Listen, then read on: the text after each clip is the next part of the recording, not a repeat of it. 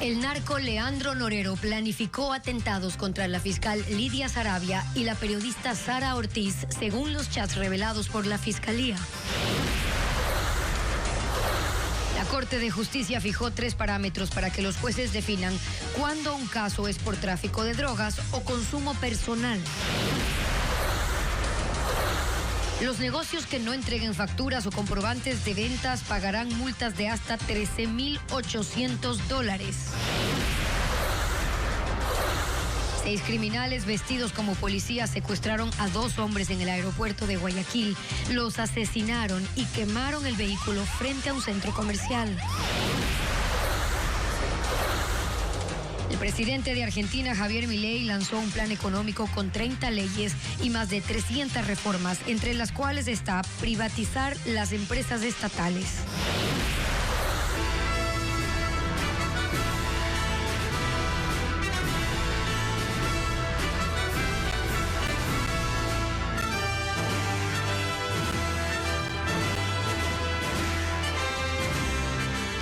Buenas tardes, amigos, bienvenidos. Comenzamos Televistazo con más del caso Metástasis. Estefi. ¿Qué tal, Gaby? Amigos, buenas tardes. Los chats expuestos por la Fiscalía revelan la planificación de atentados.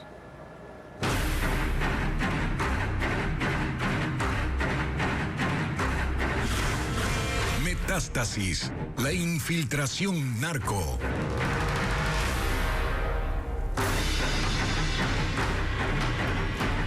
La red del narco Leandro Norero siguió a la fiscal Lidia Saravia y a su familia, planeó atentar contra su vida y plantarle evidencia haciendo depósitos a su cuenta para luego denunciarla. En el expediente del caso Metástasis están las fotos del organigrama familiar y las coordenadas de su ubicación que se mandaban por chat. Jacqueline Rodas con los detalles.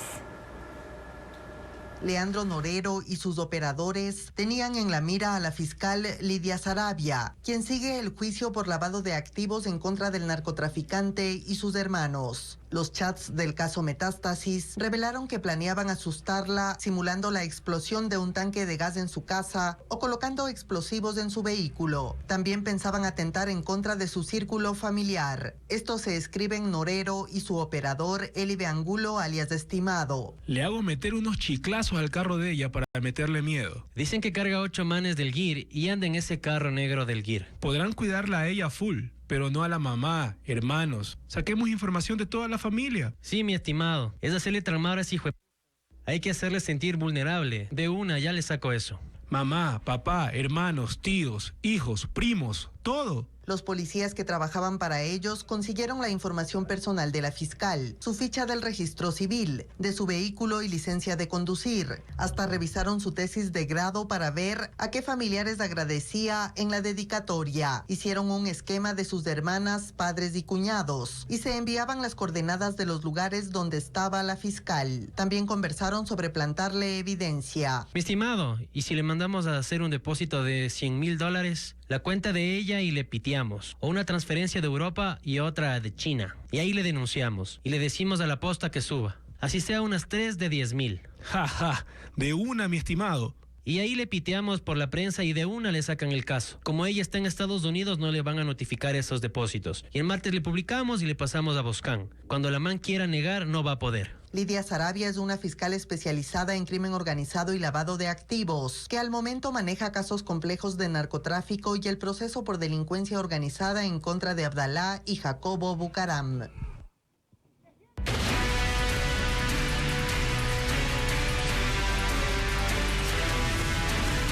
Periodistas, otro blanco narco.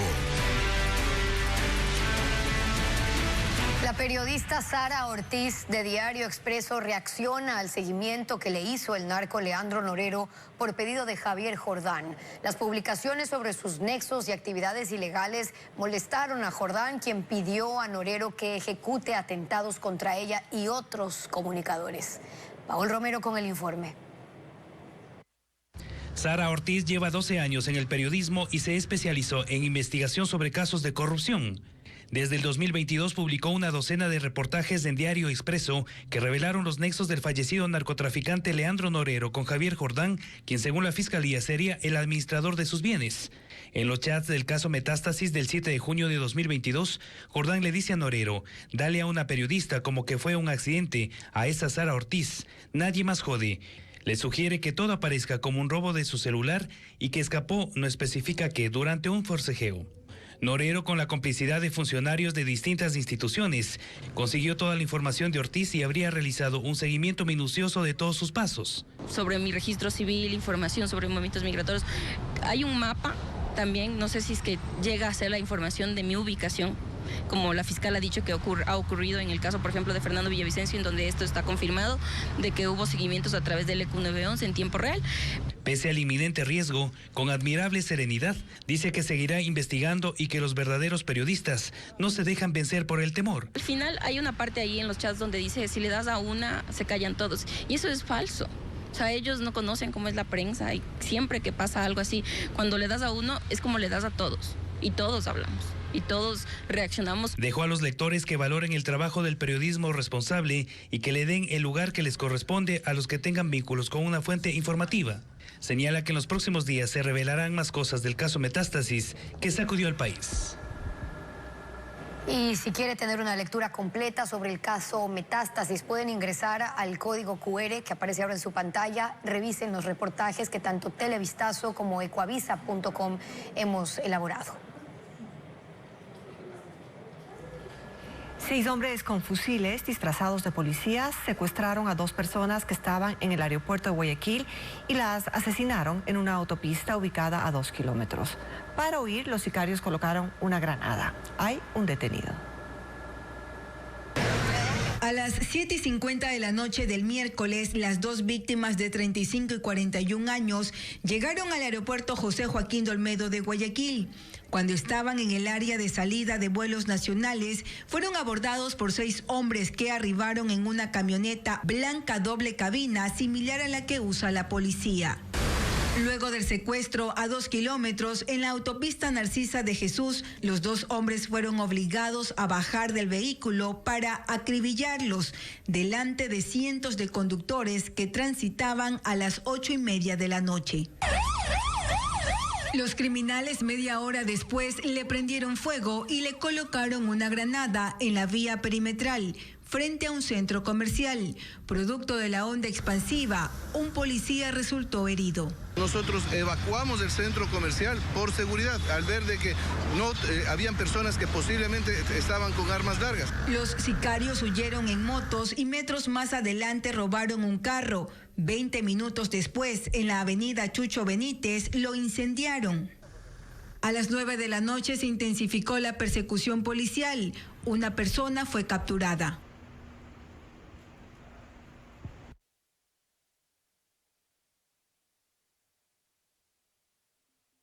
El presidente de Argentina, Javier Milei, anunció un mega decreto con nuevas leyes y reformas que, según dijo, sacarán a ese país de la crisis.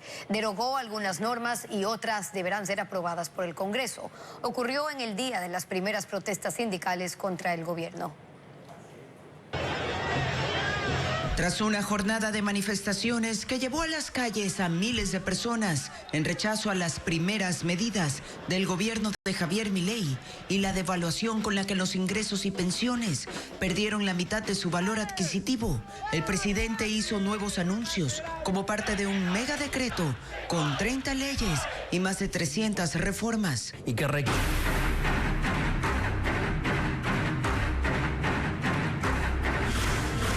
Metástasis, la infiltración narco. Según la Fiscalía, Ronnie Aliaga, exasambleísta de la Revolución Ciudadana, es mencionado con el alias de El Ruso en los chats entre Leandro Norero y Javier Jordán. Sería el operador del narcotraficante y sus aliados en el legislativo. Luisa María Heredia con el informe. En los chats publicados por la Fiscalía entre el narcotraficante Leandro Norero y Javier Jordán, se menciona varias veces a alias El Ruso. La siguiente conversación, por ejemplo, data del 30 de mayo de 2022. La inició Norero. ¿Cómo vamos, mijo? Me está sacándola en todo lado. Si te enteraste. No, ñaño. ¿Qué dicen? Que soy testaferro, que manejo muchas cosas. Que El Ruso es el contacto. Un día antes, el portal Periodismo de Investigación que dirigía Fernando Villavicencio había publicado esta fotografía. fotografía tomada en la casa de Javier Jordán en Estados Unidos. En ella aparece el entonces asambleísta de la Revolución Ciudadana, Ronnie Aliaga. Javier Jordán le envió publicaciones en redes sociales en las que se hablaba de esa imagen a Norero. El diálogo siguió. Nos quieren mezclar contigo a como pinte, pero si tú estás claro que no tienen nada, eso quedará. Ahí le vamos a hacer la guerra judicial a esos por calumnia. No, ñaño, está sano, todo es armado. Inventan una relación Norero-Jordán para darle duro al ruso. Eso es todo. El 6 de septiembre, alias el ruso, volvió a ser mencionado en los chats, evidenciando que se trataba de un operador político en la asamblea. Jueves le vamos a sacarla en la asamblea a FB. Sapo, ya tenemos los documentos. Belleza. Préstanos un blindado pequeño que el ruso anda dando papaya. Después del jueves le vamos a sacar todo. Ya nos vamos a defender. 2 días después, Ronnie Aliaga denunció a Villavicencio en la fiscalía por odio, violación a la intimidad y calumnia. Y presentó una queja en la asamblea. Pero en medio del escándalo, su curul parecía estar en riesgo. Le habían pedido que renuncie a ella, incluso de su mismo partido. Eso le preocupaba a Norero. ¿Qué dice Russo? Ya está recuperando terreno dentro del partido. Ya le sacan los apoyos de todos. Recuerda que estaba solo al principio, que le daban palo. Le pidieron la renuncia al curul. Ahí fue que salté yo. Sí te conté. Eso nos jode todo. Pero quedó un resentimiento. Ahorita están al 1000% con el man. Eso lo hace fuerte. Es el bloque más grande. Bloque más grande de la asamblea. 300 LK afiliados a la Revolución Ciudadana. Y solo uno llegó lejos. ¡Viva el ruso, carajo! Ronnie Aliaga formó parte de la banda Latin Kings, cuya abreviatura es LK. Luego del proceso de pacificación liderado por el gobierno de Rafael Correa, se afilió a Alianza País, que entonces era el movimiento de la Revolución Ciudadana. En 2017 llegó a la Asamblea Nacional como alterno de la legisladora Sofía Espín. Ella fue destituida y él principalizado. Lo reeligieron en el 2021, incluso se convirtió en el tercer vocal del Consejo de Administración Legislativa. Tras 12 horas en cautiverio fueron liberados los 3 menores de edad y el padre de 2 de ellos que iban en un bus escolar y fueron secuestrados ayer mientras se dirigían a clases en la vía Quevedo-Valencia al ingreso del sector Cañalito, estás en Los Ríos. Según testigos, las víctimas fueron interceptadas por criminales a bordo de 3 camionetas quienes atacaron a tiros el vehículo. La policía no ha dado información si la liberación responde a un operativo de rescate ejecutado por la institución. En el cantón Quevedo, el más peligroso de la provincia, 5 planteles educativos se han acogido a la modalidad virtual por temor a la inseguridad. A casi un mes de que el presidente Daniel Noboa derogara la tabla de tenencia máxima de drogas para consumo, la Corte Nacional de Justicia emitió una resolución para diferenciar el consumo del tráfico. Fabiola Santana con los detalles. Los jueces y fiscales cuentan con una resolución para el trámite de procesos por droga. El documento aprobado por la Corte Nacional de Justicia este miércoles les permitirá determinar si el porte de droga es por tráfico o consumo. La resolución emitida por la Alta Corte será aplicada en reemplazo a la eliminada tabla de drogas y mientras se ejecutan reformas al Código Integral Penal. El documento establece que la sola posesión y cantidad de droga no es determinante para la comprobación de un delito y establece 3 parámetros para probarlo. Primero, un examen pericial con el peso y tipo de la droga. Segundo, un examen psicosomático que determine si la persona es consumidora, su etapa de adicción, entorno social y otros aspectos. Y tercero, si la sustancia es admisible para consumo. El juez valorará los elementos en el contexto de los hechos y emitirá su sentencia. Si es que hay tráfico, el fiscal pueda decir a los jueces, no es que puede ser consumidor, sí señor, pero aquí hubo dinero, aquí hay una balanza, aquí hay testimonios en donde se le encuentra comercializando, el examen psicosomático determina que la cantidad encontrada va mucho más allá de lo que puede consumir, etc. Si es que sustenta así el fiscal ante el juez, con tabla o sin tabla, el juez puede adoptar una decisión. La resolución también hace un cambio en cuanto a los delitos flagrantes. Los policías ya no necesitarán una orden judicial para dar a la fiscalía audios, fotos y videos que puedan demostrar el delito. En definitiva, serán las pruebas las que permitan establecer un tráfico de drogas. Esto es, la oferta, almacenamiento, distribución, compra, venta y transporte del alcaloide. Esta norma estará vigente mientras la Corte elabore un paquete de reformas al Código Integral Penal, que será enviado a la Asamblea Nacional y cuyo trámite podría durar no menos de un año. La Asamblea aprobó en segundo debate de la enmienda constitucional para que las Fuerzas Armadas respalden a la policía en la lucha contra el crimen organizado. Con esta decisión, el Consejo Electoral deberá organizar un referéndum en 45 días. Patricio Díaz informa. La reforma constitucional que la Asamblea trata en segundo debate plantea un cambio en el artículo 158 de la Constitución para que las Fuerzas Armadas apoyen complementariamente a la policía en su lucha contra las organizaciones criminales. El texto del informe dispone que este respaldo sea excepcional y exclusivamente para temas de narcotráfico, lavado de activos, tráfico de armas, tráfico de personas, entre otros delitos asociados a grupos delictivos organizados. Para la aplicación de este apoyo, la propuesta pone como primer paso la solicitud de la policía al jefe de Estado cuando considere que existe esa necesidad. Luego se convocará al Consejo Nacional de Seguridad Pública para que después de un análisis realice un informe motivado en el que se establezca la pertinencia, los casos y el ámbito de actuación de ese apoyo.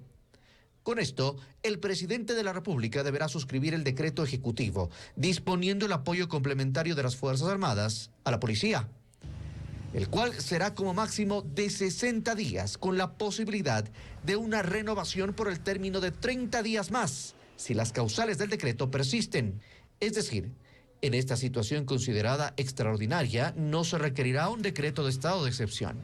Sin embargo, la decisión deberá ser notificada a la Corte Constitucional y la Asamblea para que realicen el control constitucional y político posterior.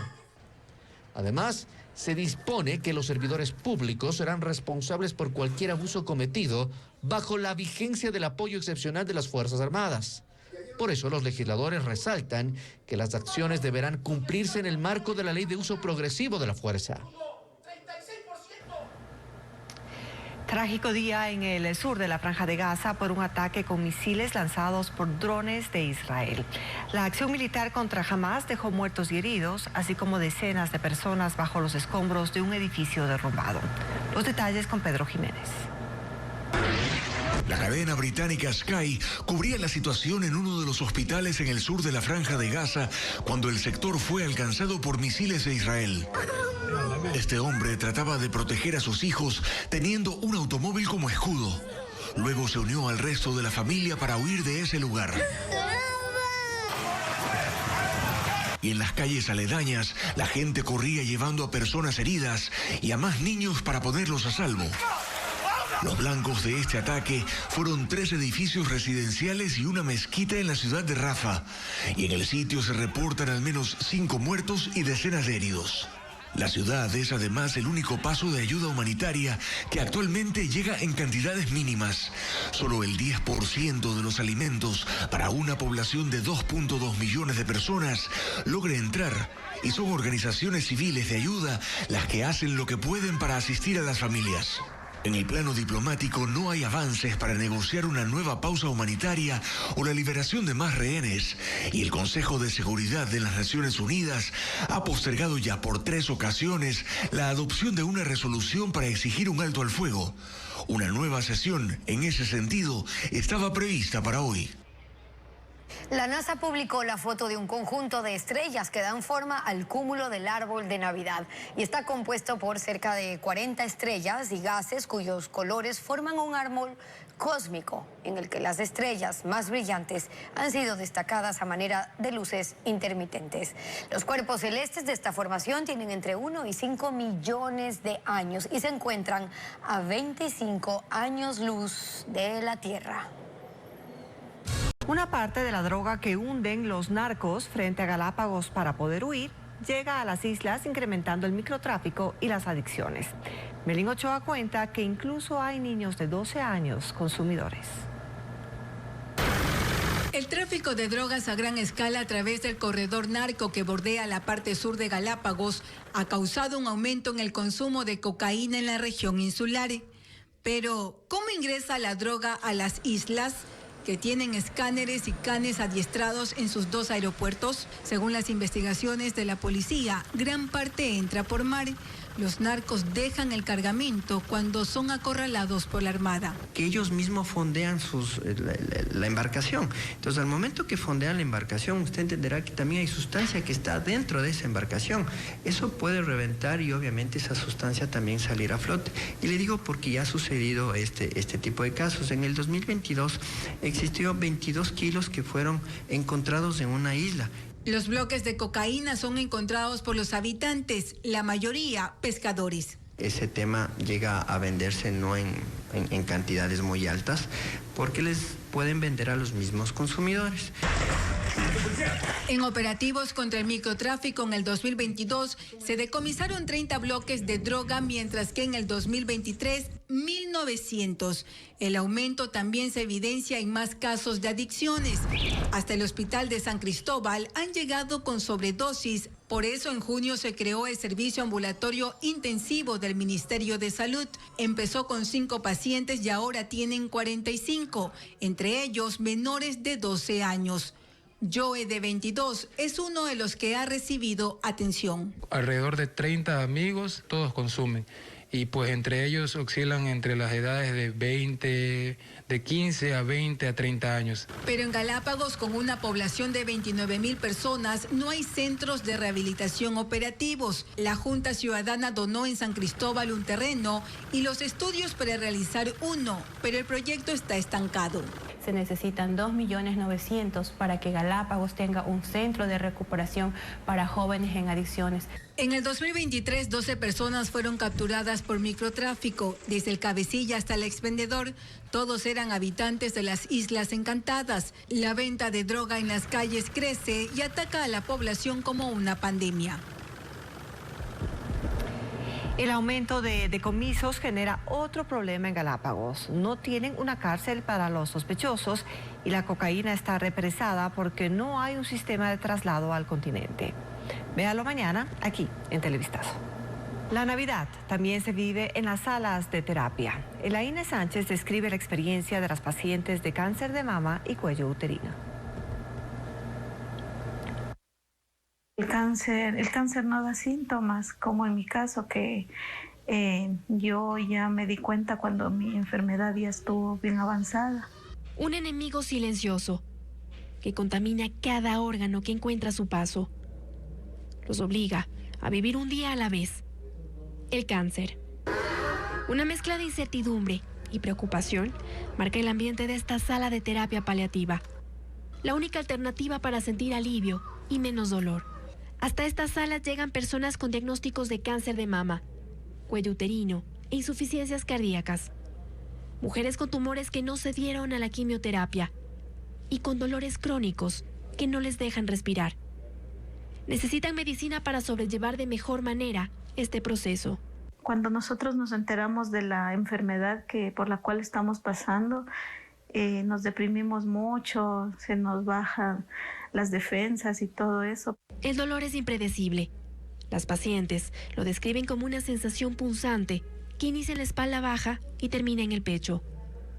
Muy similar a un calambre intenso. Los estragos del cáncer lo combinan con la Navidad. Si bien comparten con su familia, lo hacen también en los pasillos del hospital. Depende del caso, los pacientes deben acudir a consulta al menos 3 veces por semana.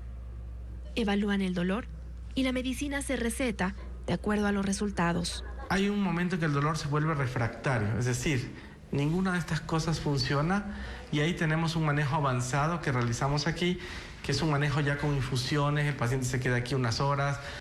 Para estas mujeres, así es la Navidad, una fecha que no deja de ser especial. Viven cada segundo como si fuera el último, porque muchas no recibieron una sentencia, sino una oportunidad de ser más fuertes. Cada inyección les permite convivir con las secuelas que les dejó el cáncer. Con la medicina, descansan mejor, respiran y les permite mejorar su apetito. El cáncer de mama y de cuello uterino son los más comunes entre las mujeres ecuatorianas. El 15% de las pacientes lo descubre en fase terminal. El Ministerio de Salud Pública ratificó que mantendrá su sistema de agendamientos de citas mediante la línea 171, pero pacientes aseguran que para los turnos con especialistas la espera es larga. Carla Delgado con los detalles.